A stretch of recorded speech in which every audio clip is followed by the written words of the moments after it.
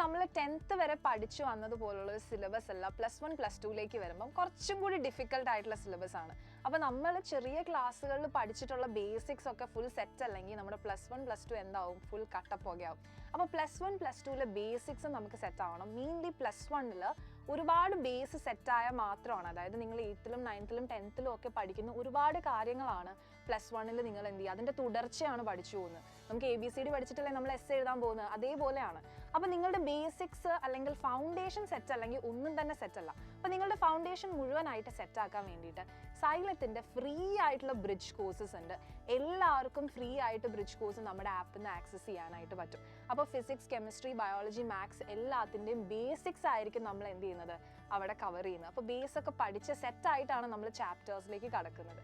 അപ്പോൾ ഈ ഒരു ഓപ്പർച്യൂണിറ്റി നിങ്ങൾ എന്ത് ചെയ്യണം, മാക്സിമം യൂസ് ചെയ്യണം. അപ്പോൾ എല്ലാവരും എന്ത് ചെയ്യുക, നമ്മുടെ ആപ്പ് ഡൗൺലോഡ് ചെയ്തിട്ട് ഈ കോഴ്സിൽ ഫ്രീ ആയിട്ട് എൻറോൾ ചെയ്തിരിക്കുക. അപ്പോൾ ഉടനെ തന്നെ നമ്മുടെ കോഴ്സ് സ്റ്റാർട്ട് ചെയ്യുന്നതാണ്. അപ്പോൾ നമുക്ക് ഫുൾ സെറ്റായിട്ട് പഠിക്കാം. അപ്പോൾ നമ്മൾ തുടക്കം മുതൽ തന്നെ പഠിക്കേണ്ട ആവശ്യമുണ്ട്. അപ്പോൾ എല്ലാവരും എന്ത് ചെയ്യുക, ഈ ഒരു അവസരം മാക്സിമം യൂട്ടിലൈസ് ചെയ്യുക, നിങ്ങളുടെ ഫ്രണ്ട്സിനൊക്കെ ഷെയർ ചെയ്യാം. നമുക്ക് ബ്രിഡ്ജ് കോഴ്സിൽ കാണാം.